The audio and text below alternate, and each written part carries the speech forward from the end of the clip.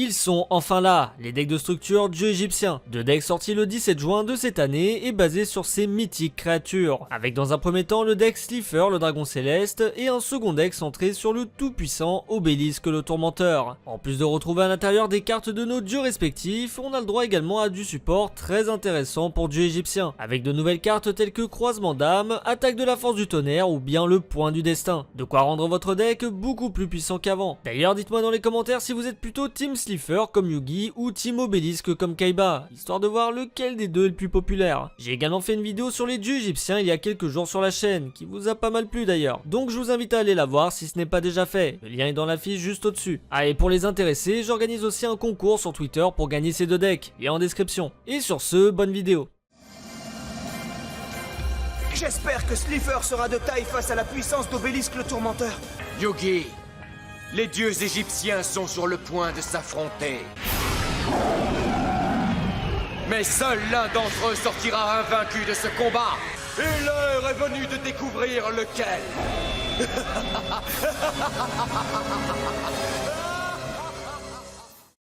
On est parti du coup pour l'ouverture de ces tout nouveaux decks de structure dieu égyptien et j'ai vraiment très hâte de vous les présenter sur la chaîne, tout simplement parce que c'est deux decks que j'attendais énormément depuis leur annonce. Vraiment j'étais comme un fou puisque le deck dieu égyptien avait pas eu vraiment de support depuis quelques années. Là ça fait plaisir puisque il y a quelques temps on avait le droit du support pour le dragon et les Dora et maintenant on a droit à un deck entier pour Slifer et un pour Obélisque, donc que demander de plus. Donc voilà, sans perdre plus de temps je vais vous les présenter, je vous montre rapidement à quoi ils ressemblent. Donc voilà un petit peu pour ce qui est du dos du deck Slifer et pour ce qui est du dos de notre deck Obélisque, tout simplement. Donc je vous laisse appuyer sur pause si jamais vous voulez voir un petit peu ce qu'il y a à l'intérieur de ces deux decks, tout simplement. De toute manière, on va voir ça dans quelques instants. Donc les decks d'ailleurs sont vraiment très beaux. Des designs d'ailleurs qui représentent deux nouvelles cartes qui sont disponibles dans ces decks. Donc l'attaque de la force du tonnerre pour Slifer et le point du destin pour Obélisque. Donc deux nouvelles cartes très sympas en tant que support pour le deck du égyptien. On va ouvrir les deux decks bien sûr. Donc on va commencer par celui de Slifer et à la fin vous me direz vous dans les commentaires pour vous quel est le deck que vous préférez, tout simplement. Et sans plus attendre, on est parti avec le premier deck de structure dieu égyptien, Slifer, le dragon céleste. Allez, c'est parti.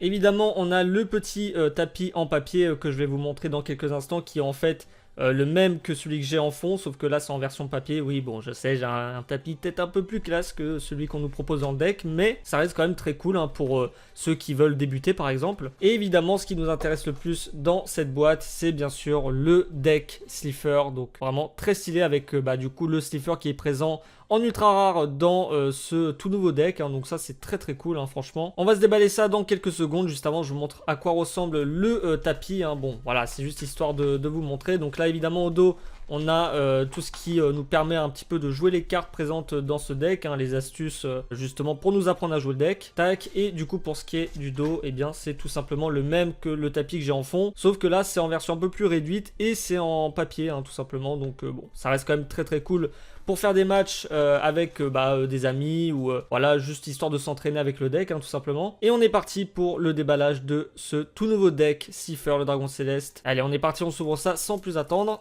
On commence avec El Famoso Slifer, le dragon céleste, évidemment le dieu égyptien qu'on attend tous quand on ouvre un deck Slifer, tout simplement. Donc un monstre qui permet de gagner de l'attaque suivant le nombre de cartes qu'on a dans la main, et puis après il peut détruire des monstres qui s'invoquent en position d'attaque s'ils ont 2000 points d'attaque ou plus, enfin ou moins du coup, mais il leur fera perdre quand même 2000 points d'attaque, ce qui est quand même relativement fort. Je vous laisse évidemment admirer son artwork qui est juste magnifique, franchement ça fait toujours très plaisir de voir un Slifer en ultra rare dans un deck de structure, c'est vraiment pas courant. Donc la dernière fois qu'il avait été édité en ultra c'était dans les gros coffrets deck légendaires, donc c'est vraiment très cool de revoir un Slifer dans ce deck. Ensuite on a le croisement d'âme, ça c'est une magie qui est très forte, en plus une magie rapide, donc vous pouvez activer par exemple durant le tour de l'adversaire si vous le voulez. Elle va vous permettre de sacrifier des monstres sur le terrain de l'adversaire pour invoquer vos monstres bêtes divines directement depuis votre main, et ça c'est vraiment très cool pour invoquer Slifer, Obélisque ou Ra de manière beaucoup plus simple qu'avant. Évidemment une carte que je vous recommande de jouer x2 ou x3 dans les nouvelles versions du deck dieu égyptien, c'est vraiment très cool d'avoir des cartes aussi fortes pour ce genre de deck. L'attaque de la force du tonnerre en magie rapide toujours, donc ça pareil vous pouvez l'activer par exemple en battle phase directement pendant votre tour. Elle en gros elle nous dit que si on contrôle Slifer sur le terrain, eh bien on peut tout simplement détruire autant de monstres face recto contrôlés par l'adversaire que possible, et si on a activé cet effet durant la main phase, eh bien on peut piocher un nombre de cartes égal au nombre de monstres détruits par cet effet et envoyer au cimetière de l'adversaire tout simplement. Et on ne peut attaquer qu'avec un seul monstre, donc évidemment avec Slifer, vous l'aurez compris, donc ça c'est très cool. cool, hein. Ça fait de la pioche, ça détruit des monstres. Franchement, on demande que ça, donc à jouer x2 ou x3 dans les nouvelles versions.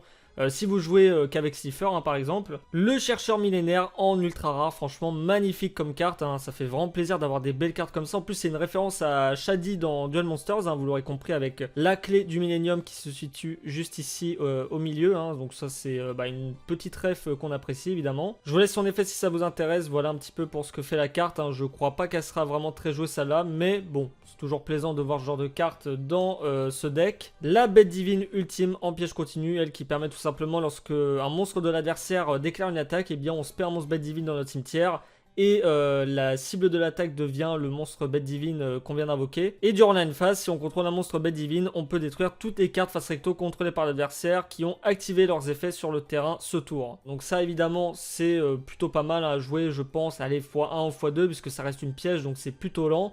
Mais c'est quand même très cool à jouer, je trouve. En super, toujours, on a Tails, donc un petit monstre à effet de niveau 3. Elle permet tout simplement de générer des jetons sur le terrain, donc pour invoquer vos dieux beaucoup plus facilement, hein. Donc je vous laisse son effet d'un peu plus près si ça vous intéresse, hein. C'est plutôt cool aussi à jouer comme carte. Le réacteur slime en super rare, ça paraît c'est très cool, hein. C'est une carte qui permet de générer des jetons et qui permet également de se sacrifier pour poser un slime métallique depuis le deck ou le cimetière sur notre terrain. Elle va vous permettre d'invoquer directement 2 jetons sur votre terrain, ce qui du coup fera 3 monstres avec lui. Donc pour invoquer vos bêtes divines, et bien c'est vraiment, je pense, ce qu'il y a de mieux à jouer, hein. Donc pareil, très bonne carte évidemment à jouer dans les nouvelles versions. Le plumeau de Damarpi qui est réédité en super, ça c'est très cool, hein. Une carte qui permet de balayer tout le backrow adverse, hein, toutes les magies pièges adverses. Donc ça évidemment on dit oui, très bonne réédition. Ensuite donc là je vais passer un petit peu plus vite puisque c'est des cartes qui vont pas forcément être jouées dans le deck en termes compétitifs. Donc là dans un premier temps on a Fracas le guerrier magique, hein, qui permet du coup de se rajouter un compteur et d'enlever pour détruire une magie piège adverse. Le Barbaros, le roi des bêtes, bon ça qui sera pas vraiment joué. Le renard à 9 queues, je vous laisse son effet si ça vous intéresse évidemment, hein. Bon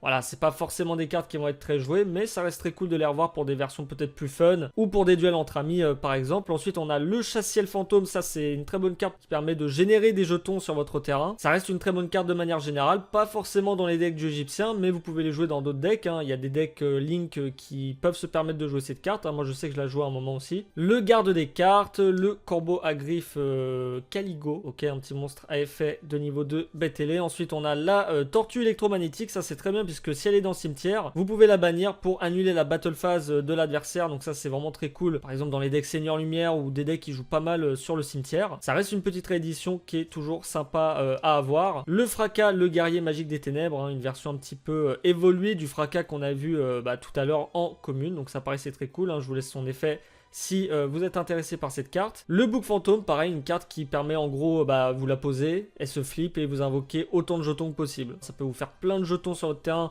pour invoquer vos dieux égyptiens. Larima, le garde malfaisant, ça c'est une carte qui était disponible dans le deck l'Antre des Ténèbres, donc c'est très cool, hein. Elle permet tout simplement d'aller chercher la magie de terrain Entre des Ténèbres, qui permet tout simplement de sacrifier des monstres adverses. Enfin, il y a une mécanique assez intéressante dans ce deck, donc évidemment, celui-ci on le retrouve en 3 exemplaires carrément dans ce deck. Bon, c'est peut-être un peu beaucoup, mais ça remplit le deck, hein, on va dire. Le Duc Shade, le seigneur des ombres sinistres en monstre à effet. Ensuite on a Vouivre Horloge, un petit monstre de niveau 4 avec 1800 d'attaque et qui permet tout simplement de générer aussi un jeton. Donc voilà, encore une fois comme j'ai dit, pas mal de cartes qui permettent de du coup d'invoquer des jetons sur votre terrain. L'Esprit Tenny Vishuda, un petit monstre à effet également qui permet lui tout simplement de s'invoquer spécialement sur le terrain et qui permet également de renvoyer une carte sur le terrain de l'adversaire directement dans sa main. Donc ça c'est plutôt sympa, hein, comme carte, hein. L'épée de révélation de la lumière, bon c'est évidemment c'est pour tous les nostalgiques de la première génération, hein, ça va pas vraiment être joué dans les decks du égyptien. La Monster Reborn, un classique, hein, qui permet du coup de spé vos monstres du cimetière ou du cimetière adverse tout simplement. Donc ça c'est une très bonne réédition. Le livre de la lune, toujours sympa à récupérer, c'est des staples, on dit clairement pas non. Ensuite on a le contrôleur d'ennemis qui permet tout simplement de placer des monstres en défense ou de prendre le contrôle d'un monstre adverse, donc ça pareil c'est très sympa pour les decks fun. Le pot d'avarice pour recycler vos monstres du cimetière et piocher de cartes, ça pareil on dit clairement pas non. L'assaut des monarques, ok, une petite magie continue pour du coup les decks monarques, ça pareil c'est toujours très sympa, hein, puisque voilà c'est des mécaniques de deck qui marchent beaucoup avec les sacrifices comme les dieux égyptiens, donc c'est pour ça qu'on retrouve ces cartes à l'intérieur. L'unité de ravitaillement, une carte elle qui permet tout simplement de faire de la pioche à chaque fois qu'un de vos monstres est détruit, bon c'est toujours bon à prendre. La carte en avance, ça c'est plutôt pas mal puisqu'en gros elle va vous permettre permettre de révéler les 5 cartes du dessus de notre deck. Vous les placez dans l'ordre de votre choix. Et ce tour, on peut invoquer par sacrifice un monstre en plus de notre invocation normale ou pause ce tour. Et ça d'ailleurs, c'est une très bonne carte, notamment en combinaison avec la carte Le Vrai Nom, qui permet tout simplement de déclarer un nom de carte. On dévoile la carte du dessus de notre deck. Et si c'est la carte déclarée, eh bien on l'ajoute à la main. Et on peut invoquer spécialement monstre divin depuis notre deck. Et sinon, on envoie la carte au cimetière si c'est pas le nom déclaré. Donc ça, évidemment, c'est très fort. Si vous jouez par exemple celle-ci x3 avec justement la carte en avance dans votre deck, et bien vous augmentez vos chances d'invoquer vos dieux égyptiens. Deux cartes qui marchent vraiment très très bien ensemble, donc je vous recommande de les jouer x3 chacune si vraiment votre but c'est d'invoquer à tout prix vos dieux égyptiens dès le premier tour par exemple. Alors évidemment vous n'allez pas tout le temps avoir vos dieux grâce à ces deux cartes, mais en tout cas ça augmentera vos chances. Le code à usage unique pour invoquer des jetons, l'antre des ténèbres, la petite magie de terrain qu'on peut tutoriser avec justement le monstre qu'on a en 3 fois dans le deck. Je vous laisse en effet si ça vous intéresse évidemment pour justement... alors soit les decks ténèbres, soit évidemment un deck égyptien, hein, ça peut se jouer mais bon je vous le recommande pas forcément. Pioche du destin, ok, très sympa aussi comme réédition. Hop, ensuite on a en piège la force de miroir, bon ça c'est un classique de Duel Monsters mais qui sera pas vraiment joué dans les versions compétitives. L'avidité téméraire pour piocher 2 cartes, ça c'est très cool. Le slime métallique qu'on peut d'ailleurs tutoriser avec le monstre réacteur slime qu'on a vu tout à l'heure, hein, donc ça évidemment à jouer x1, hein, allez pas vous amuser à jouer ça x2 ou x3, hein, faut peut-être pas abuser, mais x1 pourquoi pas, histoire de, de pouvoir la poser sur notre terrain. Pomme d'or qui permet tout simplement en gros d'invoquer un jeton lorsqu'on prend des dommages de combat tant qu'on contrôle aucun monstre, donc ça aussi c'est très cool, hein, c'est assez fun comme carte. Et le retour au front qui permet de spé des monstres en défense depuis notre cimetière. Et ensuite on a les fameuses cartes de publicité, donc une pour Duel Links, une autre pour Legacy of the Duelist, donc le jeu disponible sur Switch, et une pour la prochaine édition La Cour du Roi, donc une édition qui sort d'ailleurs très prochainement. Et on enchaîne avec le deuxième deck qui n'est autre que le deck Obélisque le Tourmenteur. Donc on est parti et on verra bien du coup lequel des deux est le meilleur. Donc je vous laisse évidemment observer le dos si ça vous intéresse encore une fois. Donc on est parti tout de suite pour le déballage de ce deck des dieux égyptiens Obélisque le Tourmenteur. Donc voilà pour ce qui est de notre deck Obélisque le Tourmenteur. Et évidemment à l'intérieur de la boîte on avait également le tapis hein, qui est exactement le même qu'on avait dans le deck Slifer, donc je vais pas vous le déplier. Mais voilà, en tout cas si par exemple vous invitez un ami à la maison, et bien vous pouvez avoir directement 2 tapis dieu égyptien pour jouer vos decks dieu égyptiens directement après déballage, donc ça c'est plutôt cool. Et sans plus attendre, on va découvrir ensemble ce nouveau deck Obélisque, donc c'est parti. On commence bien sûr avec Obélisque le Tourmenteur, ça paraît très très cool hein, comme Slifer, c'est le genre de carte que moi personnellement j'adore voir rééditer hein, parce que voilà les dieux égyptiens tout ça, c'est une symbolique assez forte hein, chez moi hein, puisque voilà ça représente un peu mes débuts dans Yu-Gi-Oh, donc très heureux de revoir ces cartes rééditées en plus dans une rareté qui les rend vraiment magnifiques hein, voilà ultra rare, ça brille vraiment pas mal. 4000 points d'attaque, 4000 points de défense qui permet en gros de détruire des monstres sur le terrain de l'adversaire et qui se protège également des effets qui ciblent ce monstre hein, tout simplement. Donc voilà, un gros monstre évidemment joué par Kaiba hein. Donc voilà, en plus d'ailleurs il y a pas longtemps je vous ai fait une interview de la VF de Seto Kaiba hein, pour ceux que ça intéresse, donc évidemment n'hésitez pas à aller la voir hein, c'est quelque chose d'assez incroyable, donc vous avez le lien juste en haut à droite pour ceux que ça intéresse. Donc voilà, Obélisque, très content de le revoir du coup réédité dans ce deck. Le croisement d'âme qu'on a vu tout à l'heure, donc ça on connaît, c'est très cool. Le point du destin en magie rapide, ça paraît très intéressant, qui permet tout simplement lorsqu'on contrôle Obélisque le Tourmenteur, et bien d'annuler les effets d'un monstre à effet contrôlé par l'adversaire. En plus ça ne cible pas, donc ça c'est plutôt pas mal, et si on le fait on le détruit, donc ça c'est vraiment très sympa. Et si cette carte a été activée durant la main phase, et bien on peut détruire toutes les magies et pièges contrôlés par l'adversaire. Ça c'est du pain béni hein, pour le deck Obélisque hein, tout simplement. Donc voilà, à jouer également dans les nouvelles versions si vous êtes beaucoup plus axé sur Obélisque le Tourmenteur tout simplement. L'évolution de Dieu, alors ça c'est une magie normale. D'ailleurs ce qui est assez drôle avec cette carte, c'est que j'en ai parlé il y a pas longtemps dans ma vidéo sur les dieux égyptiens, et c'est du coup une carte qui a été annoncée peu de temps après la sortie de ma vidéo, donc c'était plutôt amusant puisque c'est une carte du manga Yu-Gi-Oh! R, et du coup c'est pas forcément le genre de carte que je voyais arriver un jour dans le jeu de cartes, donc c'est plutôt sympa de voir ce genre de carte un petit peu référence au manga apparaître dans notre jeu de cartes. Donc elle nous dit que déjà que l'activation et l'effet de cette carte ne peuvent pas être annulés, et on choisit un monstre qu'on contrôle dont le type d'origine est bête divine ou dont le nom d'origine est, après donc là voilà on cite tous les avatars qui sont les versions un petit peu maléfiques des dieux égyptiens. Il gagne 1000 d'attaque et de défense, et ses activations d'effets, ses effets activés ne peuvent pas être annulés, et aussi il gagne l'effet suivant: lorsque cette carte déclare une attaque, et bien on peut faire envoyer à votre adversaire un monstre qu'il contrôle au cimetière, donc ça c'est plutôt cool. Un bonus d'attaque, et en plus ça envoie des monstres directement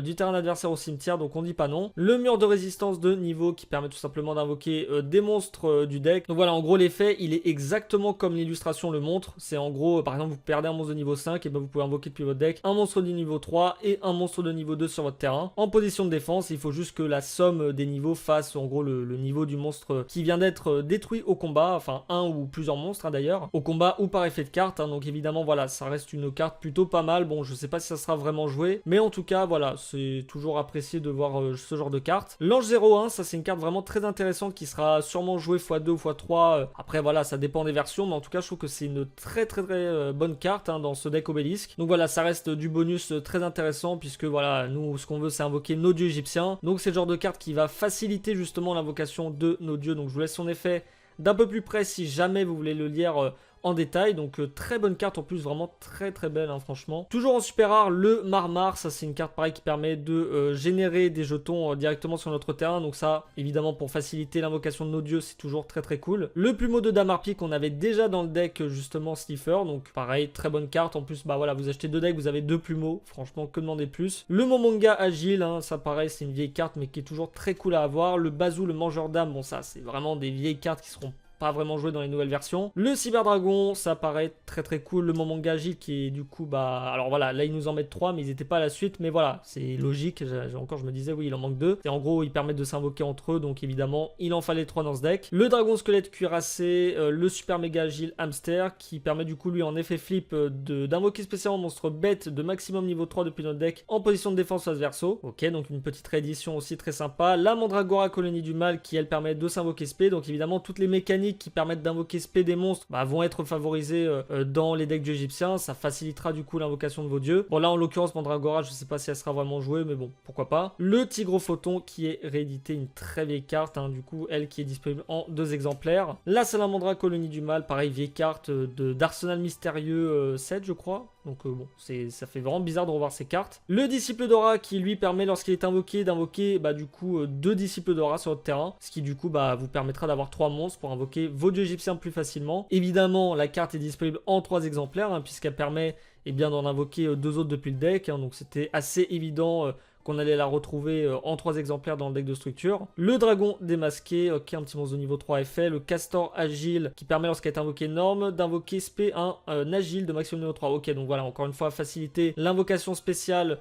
pour justement avoir accès à nos dieux égyptiens un peu plus vite. La sorcière condamnée également qui est rééditée. Bon, voilà, encore une fois, je vous laisse les faits, je vais pas tous les lire, mais bon, voilà, si ça vous intéresse, n'hésitez pas à appuyer sur pause. Le Gizmek Uka, le renard festif de la fécondité. Très bonne réédition, ça fait vraiment plaisir de voir des Gizmek réédités. Bon, évidemment, là, on a celui-là, et on a également le Makami, la forteresse accro féroce, qui sont 2 Gizmek plutôt cool dans ce deck. Encore une fois, je vous laisse son effet si ça vous intéresse. Ensuite, on enchaîne avec les magies, le contrôle cérébral. Bon, une carte qui est plus très jouée depuis pas mal de temps, mais bon, ça reste quand même très cool de la revoir rééditée pour prendre le contrôle de mon adversaire. La Monster Reborn qui était déjà disponible dans le deck Slifer, la capsule d'une autre dimension, bon ça c'est des très vieilles cartes quand même. Le pot d'avarice, encore une fois, du coup qu'on retrouve dans ce deck obélisque. La double invocation, voilà par exemple vous invoquez vos disciples d'aura, vous faites double invocation et vous pouvez invoquer un dieu égyptien en plus ce tour. Que demander plus. Le Graal interdit pour ajouter 400 d'attaque à un monstre mais annuler ses effets, donc bon c'est kiff, soit vous l'activez sur vos monstres pour qu'ils gagnent 400, soit vous l'activez sur un monstre adversaire pour qu'il perde ses effets, donc dans tous les cas ça reste très bien. La lance interdite, ça paraît très vieille carte, waouh, ça remonte vraiment à loin l'époque où elle était jouée x3 dans tous les decks. La tenue interdite, pareil, ça c'est une très vieille carte, vers 2013 j'ai joué pas mal dans mes decks, notamment Colonie du Mal. Unité de ravitaillement qui était déjà dans le deck Slifer. La tempête des monarques pour invoquer des monstres justement en sacrifiant des monstres adverses, donc ça c'est très bien. L'appel de l'étranté pour ressusciter nos monstres, ça on dit clairement pas non, c'est des staples, donc évidemment c'est toujours très bien de les avoir. La duplication des clones et la force de miroir de la noyade qui est une carte vraiment pas mal pour envoyer tous les monstres de l'adversaire dans son deck s'il attaque direct. Ça c'est punitif, ça fait extrêmement mal si vous la prenez. Des cartes staples qui sont toujours très bonnes à prendre. Et évidemment les 3 cartes qu'on avait déjà du coup dans le premier deck, donc Duel Links, Legacy et la Cour du Roi. Pour terminer avec ce deck obélisque, J'espère que cette vidéo vous a plu, en tout cas pour ma part j'ai pris beaucoup de plaisir à découvrir avec vous ces tout nouveaux decks de structure. Dites-moi en commentaire pour vous lequel des deux decks est le plus puissant. Perso j'ai un petit penchant pour les cartes support de Slifer. N'hésitez pas à laisser votre meilleur pouce du millénium si la vidéo vous a plu, ça soutient énormément la chaîne. Et évidemment si mon contenu vous plaît, je vous invite à vous abonner en activant la cloche, c'est toujours très apprécié. Vous pouvez aussi me suivre sur les différents réseaux, Twitter, Insta, Facebook, enfin tout ça quoi. Et sur ce je vous dis à la prochaine les duellistes. Ciao!